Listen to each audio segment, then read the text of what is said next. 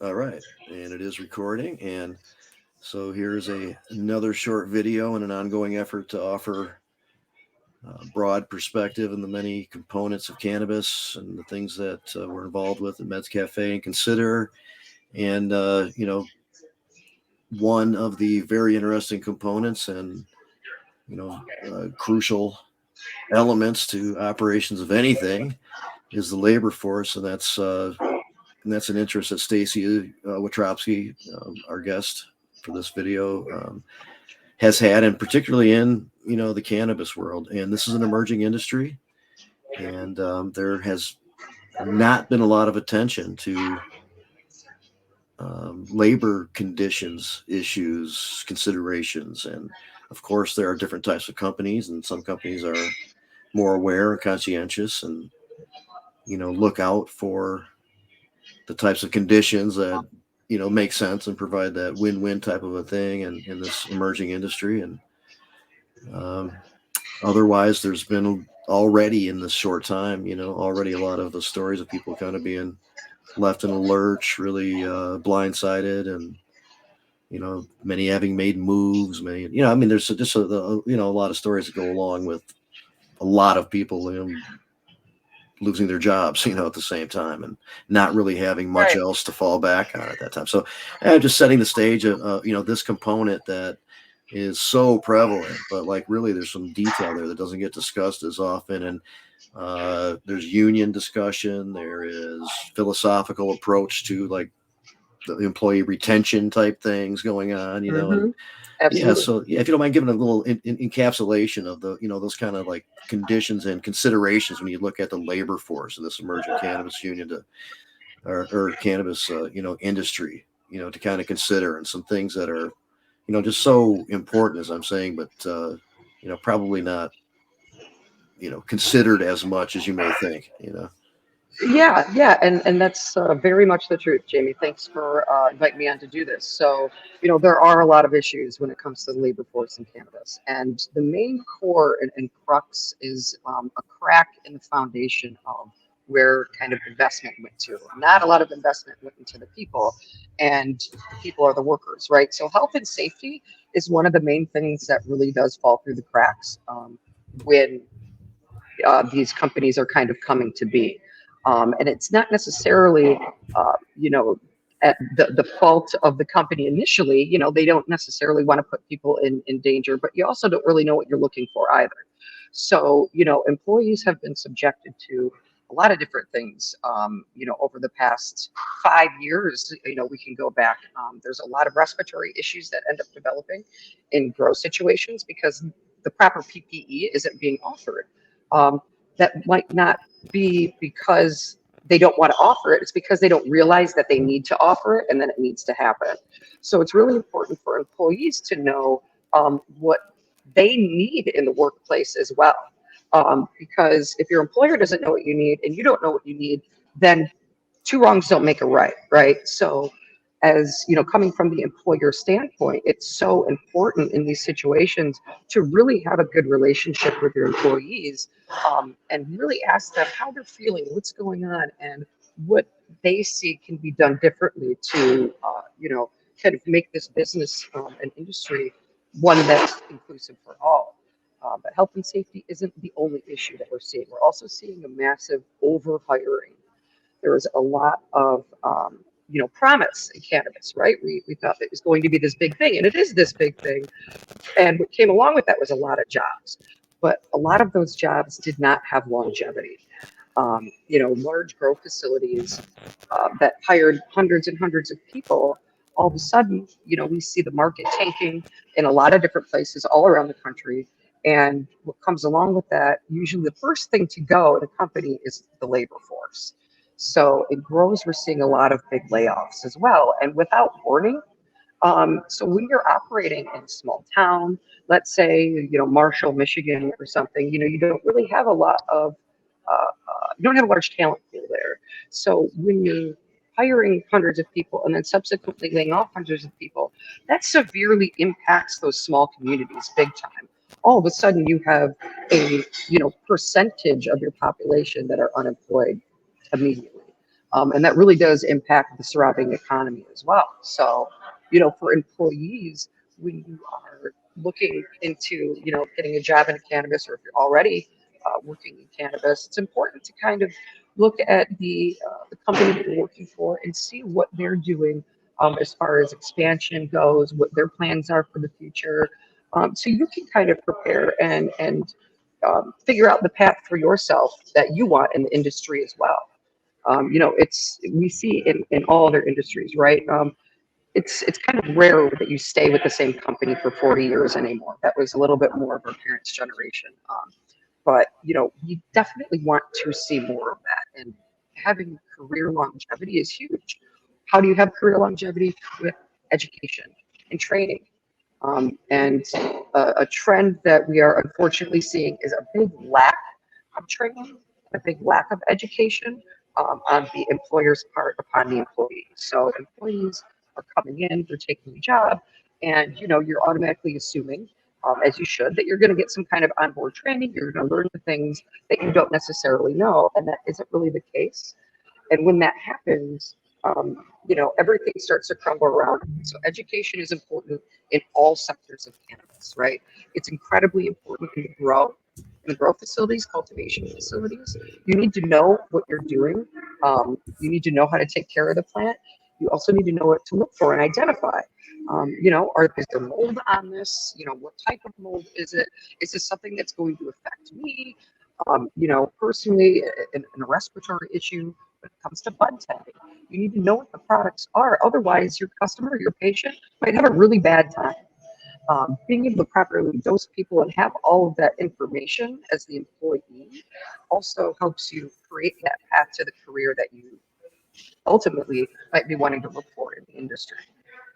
So seeing kind of all of that develop right now, not just in Michigan, but around the country, is interesting. And, the more employees take notice of what they want, what they're looking for in a career, the more we can hold, the companies that we work for accountable and work together in order to do those things and, create the industry that we all want to work in and be a part of.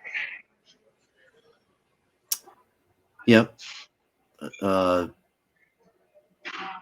Well put. The bigger picture of that whole, like, trying to create that win-win balance between everybody in this emerging industry and paying more attention to those things that got kind of, lost, along the way.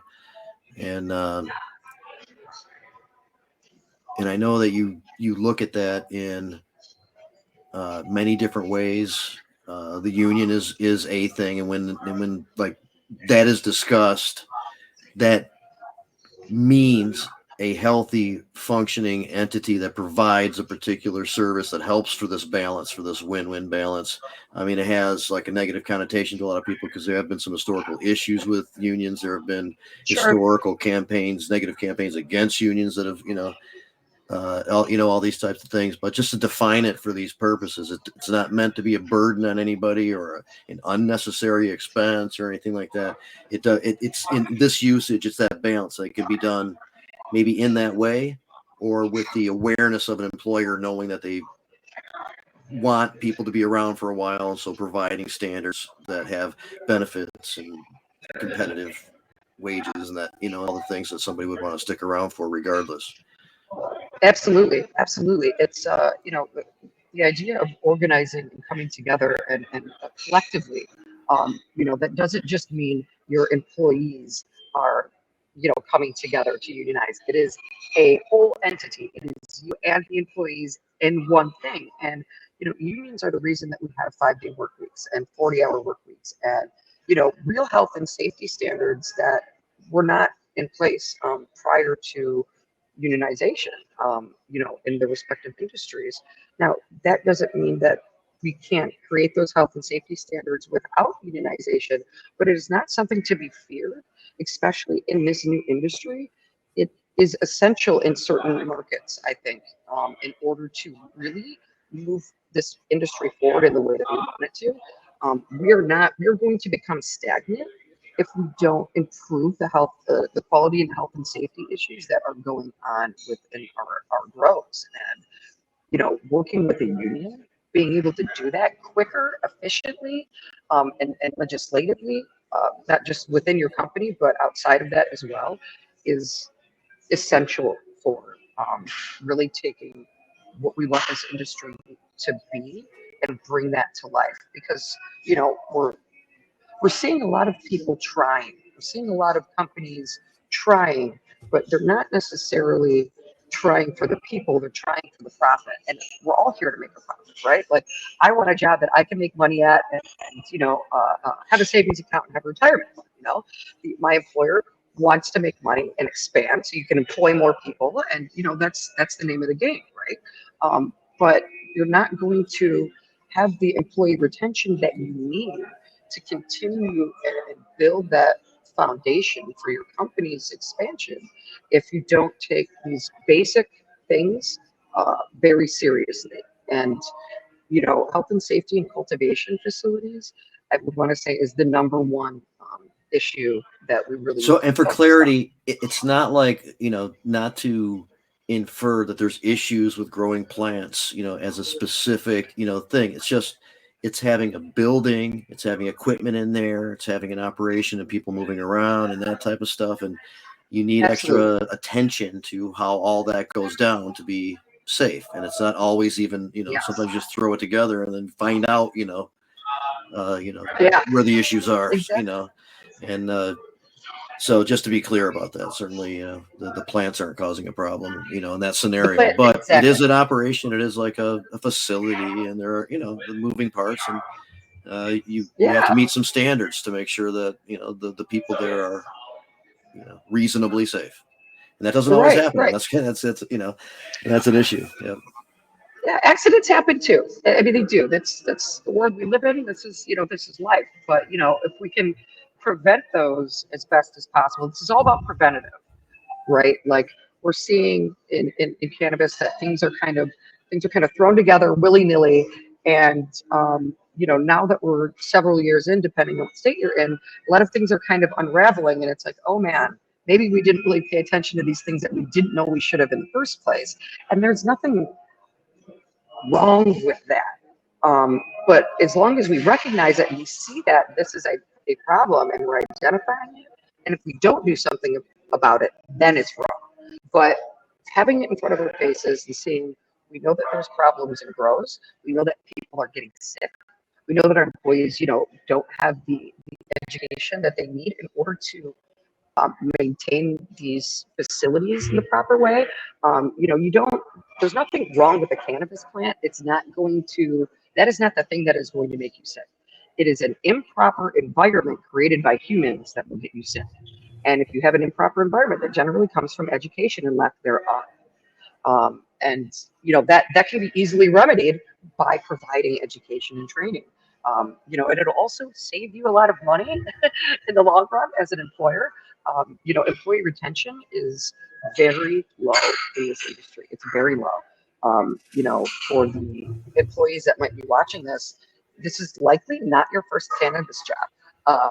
And that speaks volumes that most people in cannabis have, within a year time, especially if you talk to bud tenders, have probably worked at 4 or 5 different places. That's less than 3 months, working in one job. I mean, how do you gain the experience you need to be able to do that job better for yourself and for the employer if you're not even getting enough time to learn the things that you need? So retention is huge, and employees that want to move forward and grow with the company want that education too.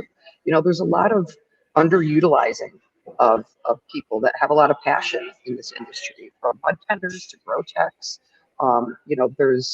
There's a lot of knowledge base. The knowledge base is really strong, and it isn't just about cannabis. It comes from all other fields. I've worked with bud tenders that were previously graphic designers that thought, hey, I like cannabis. I kind of want to work in cannabis. Maybe I can bring my skills over to this sector and, you know, create something new. And, it's important as employers to really look at your employees and not just pigeonhole them as a bud tender. Provide them with the education they need, but see what kind of, skills they have, because this is the perfect time to really make this the industry that we want to see for everybody to thrive. And by coming together with your employees who have a lot of passion generally is always going to be a win-win situation. And, you end up kind of, the union talk ends up happening when a lot of things aren't going wrong and employees aren't being listened to. And when you listen to your employees, you're going to stave off a lot of the issues that you might run into down the road. Um, like I said, unions obviously create a lot of health and safety standards for the industry, but also so can your employees. So just by opening up and keeping a constant dialogue, you'll be able to rectify a lot of issues that come along before they really blow up into something a lot bigger than they need to be. Right. Communication, awareness of these standards, that helps to contribute to that balance where everybody is, contributing and it's working out in that win-win kind of concept. And Exactly. I really appreciate it. I know that like there's still weird times going ahead of us in this um, emerging industry, saturated times, and just recently another big company ran into some issues going into receivership. Some of that stuff's not going to continue to be operated, I'm sure. I mean, I guess I don't know for sure, but I'm fairly sure that there'll be places closed down where there's like 100 employees and 200 employees and that type of Yes. stuff. And there'll be Yeah. another round of that happening. And it's just, without there being some kind of attention, it's a strain on everybody. I mean, it's like, it always made Absolutely. sense when there used to be the labor consideration as part of the formula for the investment and all that kind of stuff. And in this emerging industry, had an opportunity to pay attention to that. And I admit, I didn't, Right. wasn't in my frame of reference originally trying to get things moving forward from a, political, legal, kind of perspective. So, uh, you know, anyway, here we are, and it's a real thing, and it's something to consider. And it's one way too where you can kind of differentiate between who's operating with a level of awareness and who's not as much, and that becomes a Absolutely. little bit more important too. And we keep on trying to make things better where I am, and it's really genuine. And uh, so we need to keep on moving forward and get to a better place, I think. But there's a lot of challenges too, as I said. Very tight. Time in this emerging industry and stuff like that to navigate through, all things considered, not easy, but Of course. um, Of course. it can be done, and there's a lot of good people, involved here, and that's going to be a key component to getting through this. But I really appreciate you Absolutely. offering that insight. We're gonna, of course, get an update later on and see what's going on, and see what kind of changes are happening. I know that speaking of unions, that there was some organization at Loom and Monroe that's kind of going through a process. Probably, I don't know what this current status is, but there's other things like that being discussed, and Absolutely. Absolutely. we can see what's There's going there's on. a there's a decent amount of campaigns that are taking place right now, and the practice of union busting has been involved in a lot of them, which I can't express to you how much of a setting a fire of your money that union busting is. So that's like It in is response to the fear that this is going to cost too much. I mean, I'm just speculating, but sure, it seems like exactly, and that kind of stuff. exactly, And what we're trying to say very specifically is that this all, like, there is a balance here with all of this. It doesn't have to cost more. It can actually be contributory to a more functional system. Yeah. for So sure. it's hard to get that point across with all of the different incarnations that unions and conflict with investors and operators have had over the years, and all that type of confusion. Right, right. So there's investor money that could be used a lot better, that will save everybody money along the line and down the line. And that's all what you're kind of banking on, right? Is that we want to make more money and save money. And when you invest in employees, and when you invest by invest employees, I mean in things like proper education and training programs, proper PPE, and kind of constant ongoing education, Support and and education. advocacy, even support, exactly. Putting your money into that is going to keep you from having to put money into something like a remediation machine. because your employees are knowing what they're doing. They know how to operate a grow. They know how to identify pests. They know how to identify, certain molds, and they know how to stop it. You're not going to have to get to the point where you have to buy a $500,000 machine to microwave weed and turn it into something that is pretty useless. Yeah, they get really good and they stay around. Yeah. Yes, exactly. And you have skilled, career, trained people that, especially if you're already hiring in at a higher rate, the likelihood of you getting good quality legacy knowledge, people like employees coming in, is going to be far greater, and you're going to have a lot less issues down the road, a lot less issues in your garden, because everything goes down to the garden, right? We're selling weed at the end of the day. So, the core of the industry is those cultivation centers.